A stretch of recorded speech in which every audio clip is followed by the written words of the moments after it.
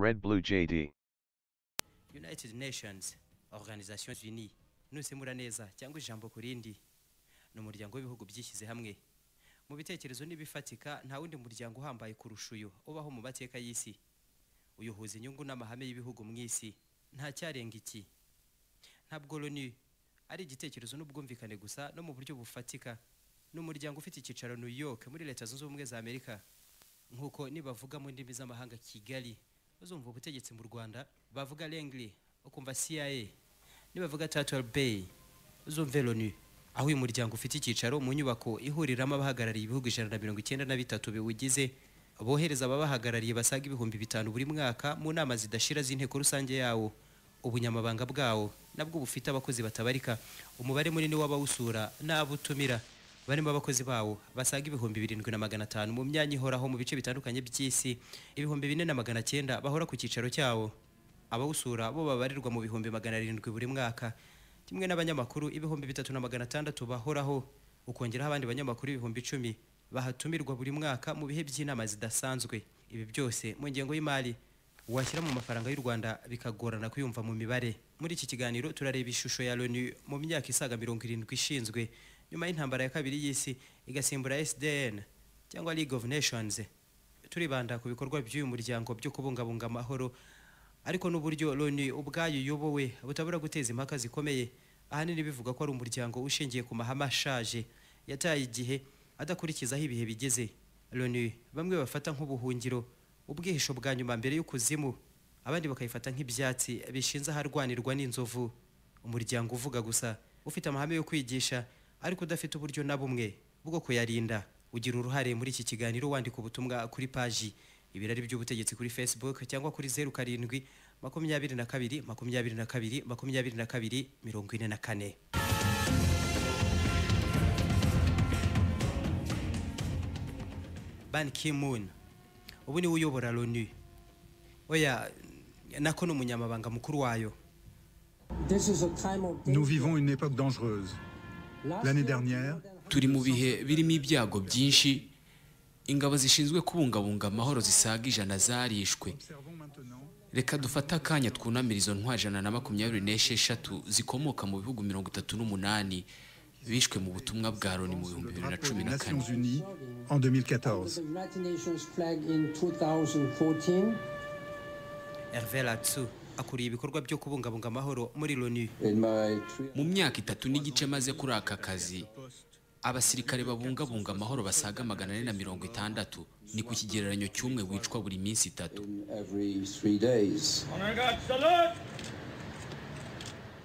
Inshuro imwe buri mwaka Loni yibuka abakozi bayo biciwe mu kazi n'ubutumwa bashinzwe mu bihugu bitandukanye mu isi. Ni ibikorwa byinshi n'ubutumwa bwitwa bw'amahoro. Uyu muryango w'ibihugu byishyize hamwe woherezamo abakozi n'ingabo kuva washingwa mu 1945, kuva muri Mali kugera muri Libani, kuva muri Congo kugera muri Kashmir. Ntaho aba badakandagiza ibendera ry'ubururu n'amahame barinze. Ingaruka ari ibyago ingabo zibungabunga amahoro zihura nabyo, bikurana n'umubare wazo nawe urushaho kuzamuka mu bice bitandukanye by'isi. Yananiwe kuzuza inshingano zatumye ishingwa, bikagaragarira mu bice bitandukanye nko muri Somalia, Bosnia no mu Rwanda. Ntabwo kenshi igice cy'ingabo za Loni kigarukaho cyane. Uyu muryango uhugira cyane kuri politiki mpuzamahanga n'ubwumvikane buke hagati y'ibihugu biwugize, uburenganzira bwa muntu n'ibindi. Nyamara izi ngabo zibungabunga amahoro mu isi mu butumwa bwa Loni nazo niko zirushaho gushorwa mu ntambara, ibyo kurebera bikavaho. Madame Amira Hek niwe warushinzwe ibikorwa byo gushyigikira amatsinda y'ubutumwa bwa Loni guhera mu 2012 kugera mu 2014. Ati, mbere twiyumvishaga ko ibendera ryacu ry'ubururu ari nk'ingabo idukingira rihagije ngo ntihagire utugabaho ibitero, ariko ibyo byararangiye. Uko byaba biruhanije kose kuri izi ngabo, Loni ikomeza gushimangira ko ingabo zayo ziyitanga, zikaruha, zikicwa, ariko zigambiriye neza n'amahoro by'abaturage mu bice byose by'isi. Ban Ki-moon.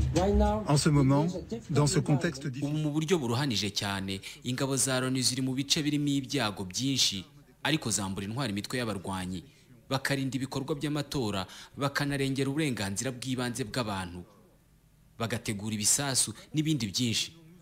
Twibuke neza kandi ko izi ngabo igice kinini zitangwa n'ibihugu biri mu nzira y'amajyambere. We, the people of the United Nations, determined to save succeeding generations from the scourge of war, do hereby establish an international organization to be known as the United Nations. Twebwe rubanda rw'ibihugu byishyize hamwe tugambiriye kurengera ibisekuru by'ahazaza hirindwa intambara, dushinze umuryango mpuzamahanga uhereye ubu uzamenyekana nk'umuryango w'ibihugu byishyize hamwe. Namwe mu magambo yo muri Preamble to UN Charter 1945 cyangwa iriburiro ry'ubwumvikane ku nshingano n'amategeko bigenga uyu muryango w'ibihugu byishyize hamwe. Ntabwo aya masezerano yaratandukanye cyane mu bijyanye n'inshingano zari muri Covenant of Nations League yashinzwe nyuma y'intambara ya mbere y'isi, kwari ukuyivugurura nyuma yo kunanirwa hagashingwa l'ONU. Buri ntambara y'isi yasize umuryango w'ibihugu byishyize hamwe wayo mu bwumvikane n'ibirori bikomeye. Aha mu 1945 ibihugu 46 byari bimaze gushinga l'ONU, byose ari ibinyamuryango by'ifatizo. Ibi bihugu byose byari bimaze kunyurwa n'amahame shingiro y'uyu muryango. Isi yari ivuye mu ntambara ya kabiri y'isi. Umuryango nk'uyu wari uje ushyize imbere gukumira intambara, gutabara miliyoni nyinshi z'impunzi mu bice bitandukanye by'isi no kubungabunga amahoro. Byarumvikanaga neza ko ibihugu byinshi byagombaga kubarizwamo byihuse mu gihe byujuje ibisabwa ngo biwinjiremo. Hagati aho ariko nanone nta wari uzi ko l'ONU yari igiye kuzana igitekerezo gishya, ingabo zirinda kandi zikabungabunga amahoro. Byonyine kubungabunga amahoro hifashishijwe imbunda biragoye kumvikana. Amahoro azanwa n'abasirikare bitwaje imbunda n'ibifaru bitatse amabendera y'ubururu ya l'ONU. Igitekerezo cya l'ONU cy'umusirikare uzana amahoro akayabungabunga gisa n'igitangaje. Wowe ntushinzwe kurwana, uje gukora amahoro. Vous êtes là pour faire la paix. Uyu ni Kofi Annan, uyu munyagana yayoboye l'ONU kuva mu 1997 kugeza mu 2006. Mu myaka isaga 70 ishize uyu muryango ubu imbere y'imvururu nko muri Syria, muri Iraq no muri Ukraine. Turavuga ibyavuba aha tutirengagije n'ibya kera. Hari umubare munini cyane w'abafata ko l'ONU yananiwe, inshingano zayo zabaye inzozi ziraho, ukaba umuryango ukoreshwa mu marangamutima araho n'inyungu za politiki ko bihugu by'ibihangange byayishinze. Imbere y'ibikorwa mpuzamahanga by'iterabwoba bidasiba guhitana umubare munini w'abantu n'ibihugu biri muri uyu muryango ubu byibera mu mvururu n'ubwicanyi karande. l'ONU kuri benshi ihinduka umuryango uvuga amagambo araho gusa adaherekejwe n'igikorwa na kimwe. l'ONU ikibera muri politiki na diplomasi bidatabara abapfira mu karengane kadashira. Mu ijambo rimwe, umuryango w'ibihugu byishyize hamwe ushaje, utakijyanye n'ibihe, wiryamiye ku mahame yawushinze mu myaka 70 yatambutse. Mu gutekereza muri ubu buryo, abashyigikira ibikorwa bya l'ONU nabo batari bake ntibabura kubaza ibindi bibazo bahuriraho, bati niba l'ONU nta kimaze, kuki umubare w'ingabo zishinzwe kubungabunga amahoro mu isi nawe udasiba kuzamuka n'ibihugu bikemera kugiramo uruhare.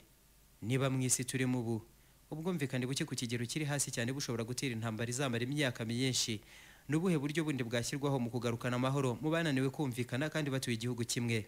Ariko kandi nanone mu gihe ubushake bw'abafite ibyo bapfa budahari, l'ONU niyo yabazanira amahoro ku ngufu, babishaka cyangwa batabishaka.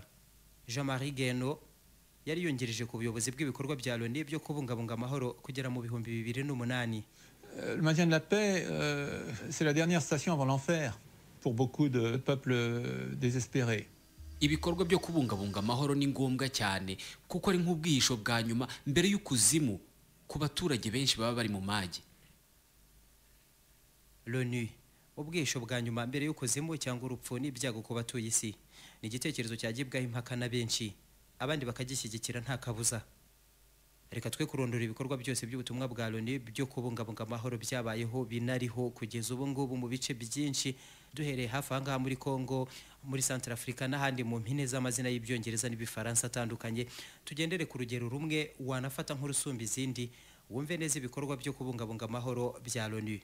Muri Libani y'Amajyepfo hari ingabo za l'ONU hafi cyane n'imipaka ya Israel zigenzura aka gace amasaha 28 ku yandi, iminsi 7 kuri 7. Ubutumwa ingabo za l'ONU zifite muri aka gace ka Sheba gakunze kuberamo imvururu hagati ya Israel na Libani nuko hacunga umutekano no gukora ibishoboka byose ku buryo hatabera imirwano hagati ya Libani na Israel. Israel na Libani ibihugu byombi bihora mu mvururu zishobora kuvamo intambara igihe icyo ari cyo cyose guhera mu 1948. Bitari kera mu 2006 imvururu zaradutse aha zivamo intambara ikaze, imigira riturwa, ihindurwa amatongo muri Libani, abantu 1000 baricwa ku ruhande rwa Libani, 150 kuri Israeli. Aha Loni yafashe umwanzuro wo gukubaka kabiri ingabo zayo muri ibi bice, hashingwa ibirindiro za radar n'ibindi bikoranye ubuhanga, ariko nta n'amasezerano namwe ariho kugeza ubu ngubu yo guhagarika intambara bigeze bumvikanaho igihe icyo ari cyo cyose barasana. Aka gace kabarizwamo ingabo za Loni guhera ubwo kugeza ubu hashize imyaka isaga 70. Nta kigihe MONUSCO imaze muri Kongo yo mu burengerazuba bw'u Rwanda ivuze imbere y'ubu butumwa bwa Loni dushingiye ku gihe. Ibi bigira iyi UNIFIL, ingabo za Loni ziri hagati ya Israel na Libani, ubutumwa bwo kubungabunga amahoro muri Loni burambye mwisi kurusha ubundi bwose bwabayeho kuva yashingwa. UNIFIL ubigizwe n'ingabo 11,300 zikomoka mu bihugu 38. Izi ngabo ziganjemo Abahindi. Kimwe n'Ubuhindi, Nepal, Ethiopia cyangwa Bangladesh nibo baza kwisonga mu bihugu bitanga abasirikare benshi barinda amahoro mwisi, kimwe n'u Rwanda ku mugabane wa Afrika. Timur Goksel yabaye umuvugizi w'iyi UNIFIL kuva mu 1979 kugera mu 2003. Byarangiye hashatswe ku bundi buryo burimo kugenda n'amaguru n'ubundi bwoko bw'imodoka, ariko ibifaru bisubizwa iyo byavuye. Nta yandi mahitamo Loni yari ifite. Chaque pays a ses raisons de venir ici.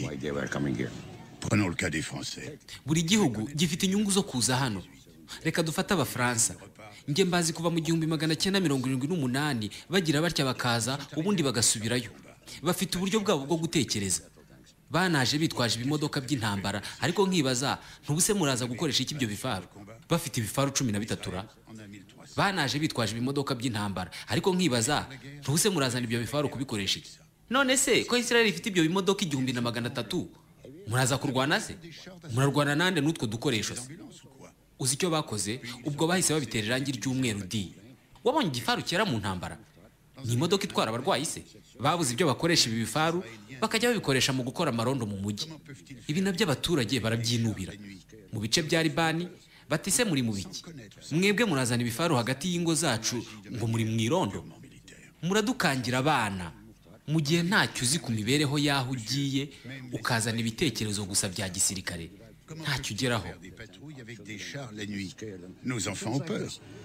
Sans connaître, sans comprendre le terrain, on a agi de manière purement militaire. Muri Kashmir mu 1949, mu muhora wa Suez mu 1956 n'1957, muri Chypre mu 1964, muri Libani mu 1978. Ibikorwa by'ubutumwa bw'amahoro muri Loni byakomeje kugendera ku mahame amwe: kudafata uruhande rwo gushyigikira cyangwa kurwanya. Kuba uduce turi mu ntambara ibihugu bireba byemera ko hoherezwa ingabo za Loni, kandi izi ngabo niyo yaba intambara ikazite zikaba zitagomba kurasa isasu na rimwe kereka zibona ko ari z'iminwa y'imbunda itunzeho. Lardar Brahimi yabaye umujyanama wihariye wa Loni mu bice bitandukanye by'isi birimo Haiti, Afghanistan na Syria. Ati: À Chypre, les Nations Unies sont totalement passives. Mais leur présence permet assurément... Muri Chypre inshingano z'ingabo za Loni ni ukureberera kandi ntihagire n'intambara yaduka, ku buryo Abaturke n'Abagiriki batarwana. Izi ngabo zongerewe ntihabe intambara, nta kibi mbibonamo. Ni kimwe n'uko izi ngabo za Loni zifite uruhare rukomeye mu kureba ko intambara idafata intera ikomeye hagati ya Israel na Libani. Le calme à la frontière entre le Liban et Israël.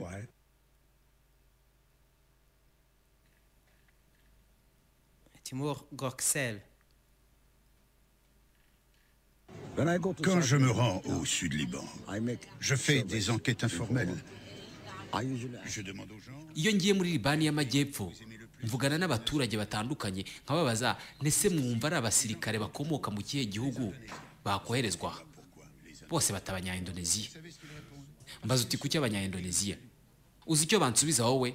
Bati kuko buri gihe iyo baduciyeho baraseka cyane bakadupepera. Kurinda amahoro wisetsa unapepera.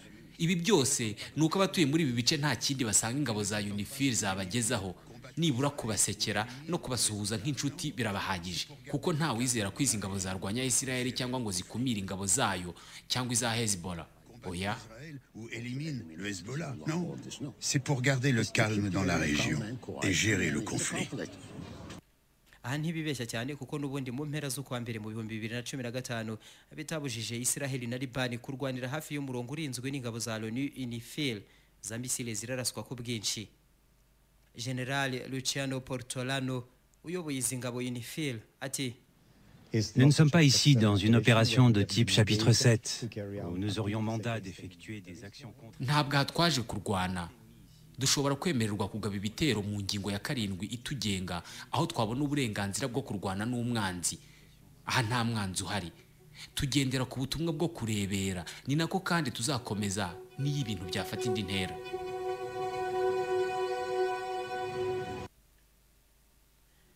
Jean-Marie Guéhenno. Je crois que faire la paix pour les autres, c'est pas possible. On peut les aider, mais s'il n'y a pas ces acteurs. Nkeka ko kuzanira amahoro abandi ari ikintu kidashoboka, ariko abahanganye mu gihe batabasha kumva neza ko hakwiye amahoro mu gihugu cyabo, ubutumwa bw'amahoro ntibuba bushobora kugira icyo bugeraho. Niyo mpamvu buri gihe ikigero cyo kugarukana amahoro mu butumwa bwa l'ONU usanga kidahagije. Il y a beaucoup de situations où les acteurs ne veulent pas la paix.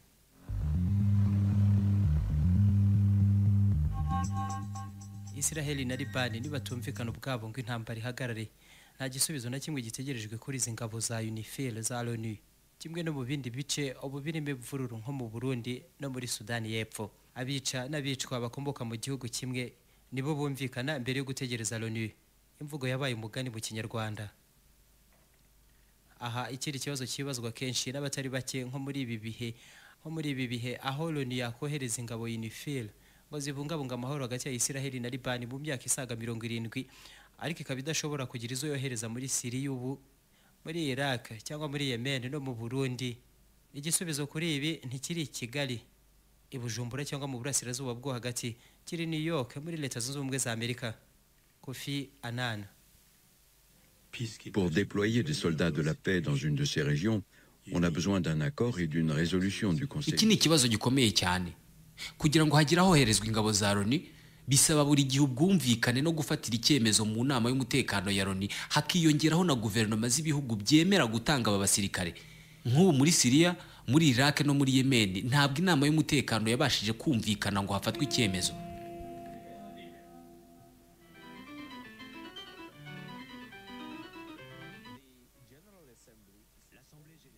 Inama rusange ya l'ONU muri uyu muryango nirwo rwego rwonyine mu zigize l'ONU usanga ibihugu bingana, aho usanga ijwi ryanjye ringana n'iry'undi uwo ari we wese hatitawe ku gihugu akomokamo. Ariko nugera noneho mu nama y'umutekano ya l'ONU, kuri bamwe nkatwe twabaye mu butegetsi bw'irondaruhu, aho usanga wagira ngo nibwo butegeka iyi nama.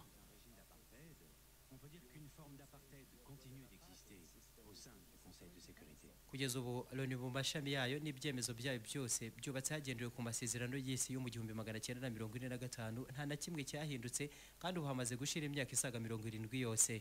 Kuva muri Afghanistan kugera muri Zimbabwe hari inama rusange ya l'ONU aho buri gihugu kiyirimo kiba gihagarariwe. Kuva aho ibyo gukoloniza ibindi bihugu byahagarariye mu isi, ibihugu bikigenga, ibihugu bigize l'ONU cyangwa by'ibinyamuryango byikubye 4. Wilfred Mvula ni ambasaderi wa Namibia muri l'ONU. Mu nama y'umutekano ya l'ONU habamo ibihugu 5 bifite ibyicaro bihoraho: Leta Zunze Ubumwe za Amerika, Ubwongereza, Ubufaransa, Uburusiya n'Ubushinwa. Ibindi 10 bitorerwa kuyibarizwamo mu myaka 10 gusa, bikitwa ko bihagarariye ibindi byose bisigaye mu isi. Inama y'umutekano niyo boss wa l'ONU, nirwo rwego rufata ibyemezo hafi ya byose, by'umwihariko ibyo kubungabunga amahoro. Mu 1945 ubwo l'ONU yashingwaga, ikitaweho cyane no kwirinda amakosa yakozwe na League of Nations l'ONU yasimbuye. Ibi byatumye rero hazanwa igitekerezo gishya cyo guha ubudahangarwa no kugira ijambo rya nyuma kuri buri cyemezo cyafatwa na l'ONU ku bihugu 5 byatsinze intambara ya kabiri y'isi. Ibyo byari ibihe by'intambara, ariko kuva icyo gihe ibe byarahindutse n'ubuhangange bw'ibihugu busubirwamo, bimwe ijambo ryabyo ubu rishidikanwaho, ibindi ryavuyeho, ibindi bisigaye nabyo ubu ngubu urwego bigezeho mu bukungu n'ingufu za gisirikare byarazamutse. Ibintu birahinduka nta kabuza, ariko ntabwo byahindukanye na l'ONU ikomeza gutera uko yavutse. Asoke Kumar Mukeru, ambasaderi w'Ubuhinde muri l'ONU. Kofi Annan. Impaka nk'izi no gushidikanya ku byemezo bya l'ONU ubu nibyo bigezweho ku bijyanye n'uyu muryango. Kubyumva biroroshye. New York ku cyicaro gikuru cya l'ONU mu byumba bigenewe inama n'abanyamakuru. Reka dufate ikiganiro kimwe n'abanyamakuru bavugana na ambasaderi w'Uburusiya muri Loni bwana Vitali Shorkin. The continent of Africa has been asking for 2 permanent seats. Umugabane wa Afurika uhora usaba ko wahagararirwa mu buryo buhoraho mu nama y'umutekano n'ibihugu bibiri kandi bifite ubudahangarwa nabyo. Ese bu Burusiya buremera ko byakorwa?